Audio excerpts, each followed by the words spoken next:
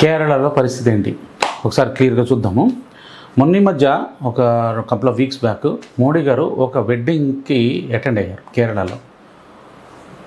అతని పేరు మనం చూస్తే ఒక యాక్టర్ గోపి సురేష్ అని ఎవరో ఉన్నారు. ఆయన కూతురికి పెళ్ళి అంటే ఏ పెళ్ళిని అటెండ్ కాలే మోడీ గారు. ఇదే కేరళకి వెళ్ళి అటెండ్ అయ్యారు. ఎందుకు అటెండ్ అయ్యాడు?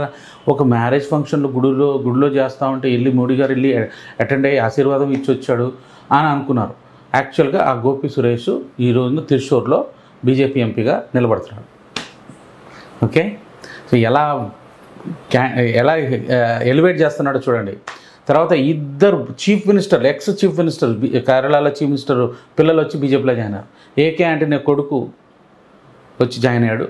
తర్వాత కే కరుణాకర్ వాళ్ళ కూతురు పద్మజ వేణుగోపాలన్ ఆమె వచ్చి జాయిన్ అయింది. సో ఈ విధంగా బీజేపీ కేరళలో పుంజుకోవడానికి ప్రయత్నం చేస్తూ ఉంది. ఓకే, సో గాలి ఎటు వీస్తుంది అనేది తెలుసుకోవడానికి చెప్తా ఉన్నాను నేను. సో అక్కడ హిందువులు 55% అని చెప్తున్నా, కమ్యూనిస్టులుగా చాలామంది అందులో ఉన్నారు. కాబట్టి కమ్యూనిస్టులు కూడా ఒక సపరేట్ రిలీజన్ టెక్నికల్గా. ఓకే, అదొక పొలిటికల్ ఐడియాలజీని ఒకటే కాదు. ఈ రిలీజన్ అంటేనే పొలిటికల్ ఐడియాలజీ, హిందుత్వం అంటేనే పొలిటికల్ ఐడియాలజీ. ఇప్పుడు ఈ పొలిటికల్ ఐడియాలజీస్ని కొట్టడానికి కోసమనే హిందుత్వం అనే పొలిటికల్ ఐడియాలజీని తీసుకొచ్చింది బీజేపీ, ఆర్ఎస్ఎస్. ఎందుకంటే కత్తితోటే కొట్టాలి. గన్నుతోటి యుద్ధం చేసేటప్పుడు మినిమం గన్నుతోటి యుద్ధం చేయాలి మనం కూడా. కాబట్టి వాళ్ళు రిలీజియస్ పొలిటికల్ ఐడియాలజీస్ని తీసుకొచ్చి ఫైట్ చేస్తున్నారు. కాబట్టి మనం కూడా హిందువులం కూడా ఒక పొలిటికల్ ఐడియాలజీగా వెళ్ళి ఫైట్ చేయాలి. ఆర్ఎస్ఎస్ స్ట్రాంగెస్ట్ హోల్డ్ ఎంటైర్ భారతదేశంలో యాక్చువల్గా కేరళ. కానీ అక్కడ కమ్యూనిస్టులు, క్రిస్టియన్లు, ముస్లిమ్స్ ఈ ముగ్గురు కలిసి హిందువులను ఎవరిని రానియకుండా ఇప్పటి వరకు చేస్తూ వచ్చారు. సో ఆ వాల్స్ని బ్రేక్ చేయడానికి ప్రయత్నం చేస్తుంది బీజేపీ.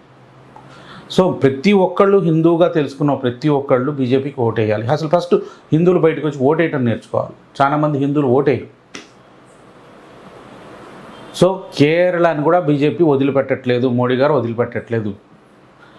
అదేదో బాజీరావు మూవీ వచ్చింది ఈ మధ్యకాలం, బాజీరావు మస్తానీ అని చెప్పని. అందులో బాజీరావు నిజాంని ఓడిస్తాడు. ఓడించిన తర్వాత సంధి మీటింగ్ అని చెప్పని ఇట్లా ఒక పులిలాగా వెళ్తాడు నిజాం గుహలోకి. వెళ్తే తుమ్మె క్యాచ్ అయ్యి అంటే సారా భారత్ అంటాడు. నాకు మొత్తం భారతదేశం కావాలంటాడు బాజీరావు.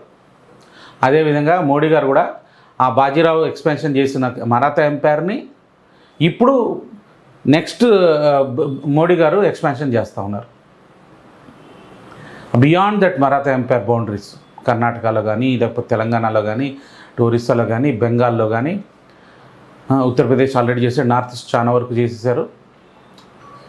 సో కేరళలో కూడా ఈసారి బీజేపీ మంచి ఓట్ షేర్ తీసుకొస్తుందని చెప్పని అంచనా వేస్తున్నారు.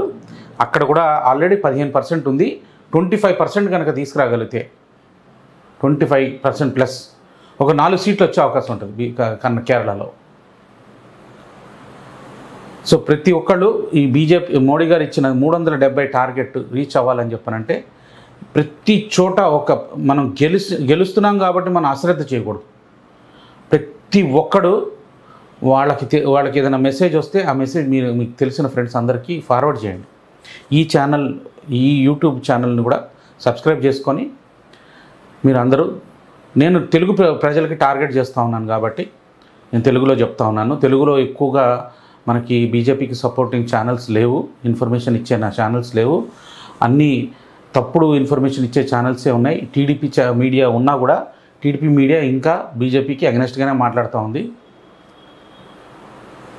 చంద్రబాబు అలైన్ అయ్యాడు, ఆయనకు కావాల్సిన పని ఆయన చేసుకుంటున్నాడు. కానీ వాళ్ళ మీడియా మాత్రం కింద బీజేపీకి అగెనెస్ట్గానే పనిచేస్తుంది. వాళ్ళు టీడీపీ వాళ్ళు కాంగ్రెస్కే సపోర్ట్ చేస్తూ ఉన్నారు. కాబట్టి మన హిందువులారా ఈ సెక్యులర్ పార్టీని నమ్ముకోకండి, అందరూ బీజేపీకి ఓటేయండి. జై హింద్.